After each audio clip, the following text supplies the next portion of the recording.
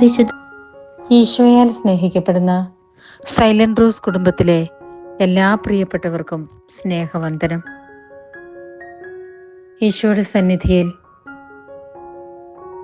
പരിശുദ്ധ അമ്മയോടെ മടിത്തട്ടിലേക്ക് തലവെച്ച് ഒരൽപ്പനേരം നമുക്കിരിക്കാം.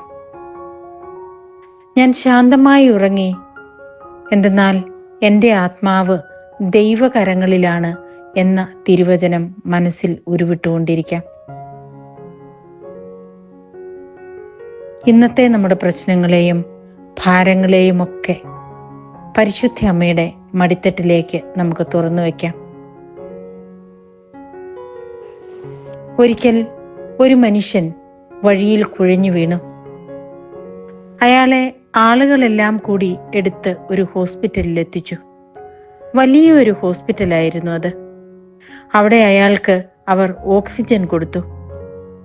അങ്ങനെ കൃത്രിമ ശ്വാസോച്ഛ്വാസം നടത്തിക്കൊണ്ട് ഏകദേശം 24 മണിക്കൂർ അയാള് ആ ഹോസ്പിറ്റലിലെ ഒബ്സർവേഷൻ റൂമിൽ കിടന്നു. 24 മണിക്കൂർ കഴിഞ്ഞപ്പോൾ ഡോക്ടർ വന്നു പറഞ്ഞു, പേടിക്കാനൊന്നുമില്ല, BP കൂടിയതാണ്, നിങ്ങൾക്ക് വീട്ടിലേക്ക് പോകാം, ഇതാണ് നിങ്ങളുടെ ബില്ല്. ഒരു വലിയ തുക എഴുതിയ ആ പേപ്പർ കണ്ടപ്പോൾ അയാളുടെ കണ്ണുകൾ നിറഞ്ഞു. ഡോക്ടർ വിചാരിച്ചു, അയ്യോ പാവം മനുഷ്യൻ, അയാൾക്ക് ബില്ല് പേ ചെയ്യാനുള്ള പൈസ ഇല്ല, അതുകൊണ്ടായിരിക്കും അയാൾ കരയുന്നത്. ഇനിയൊരു ബോധക്കേട് വേണ്ടെന്ന് വെച്ചിട്ട് ഡോക്ടർ പറഞ്ഞു, നിങ്ങൾക്ക് ഞാൻ കുറച്ച് സാവകാശം തരാം, പല ഗഡുക്കളായി ഈ പണം അടച്ചു തീർത്താൽ മതിയെന്ന്. അയാളുടെ പേഴ്സിൽ നിന്ന് അതിനാവശ്യമായ തുക മുഴുവനും എടുത്തു കൊടുത്തിട്ട് പറഞ്ഞു, പണമില്ലാത്തതിൻ്റെ പേരിലല്ല ഞാൻ കരഞ്ഞത്.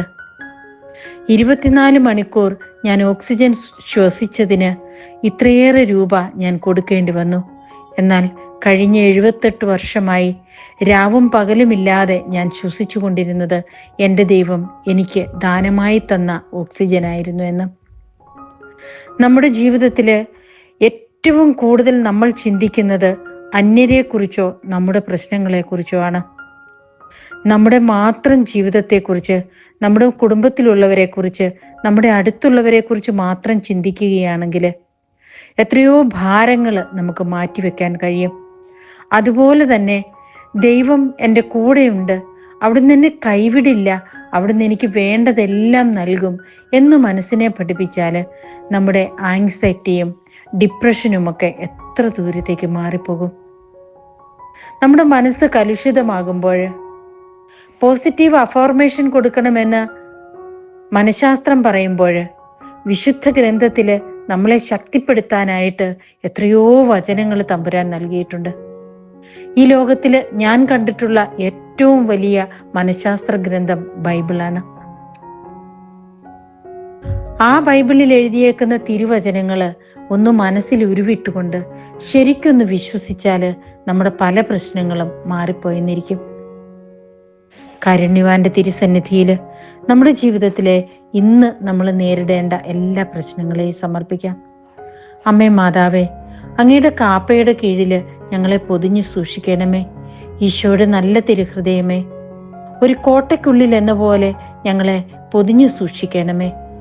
ഞങ്ങൾ പോകുന്ന വഴികളെല്ലാം അവിടത്തേക്ക് നിശ്ചയമുണ്ടെന്നും ഞങ്ങൾക്ക് മുമ്പിൽ അവിടുന്ന് ഒരു ദൂതനെ അയച്ചിട്ടുണ്ടെന്നും വിശ്വസിച്ചുകൊണ്ട് ഞങ്ങൾ കണ്ടുമുട്ടേണ്ടവരെയും ഞങ്ങൾ സംസാരിക്കേണ്ടവരെയും എല്ലാം ഞങ്ങളുടെ പ്രശ്നങ്ങളെയും നേരിടുവാൻ അവിടുന്ന് ഞങ്ങൾക്ക് കൃപ ചൊരിയണമേ എന്ന് പ്രാർത്ഥിക്കുന്നു. സമാധാനത്തോടും സന്തോഷത്തോടും കൂടി ഈ ദിവസമായിരിക്കുവാൻ ഞങ്ങളെ അനുഗ്രഹിക്കുന്നതിനെ ഓർത്ത് ഞങ്ങൾ അങ്ങേക്ക് നന്ദി പറയുന്നു. ആമേൻ.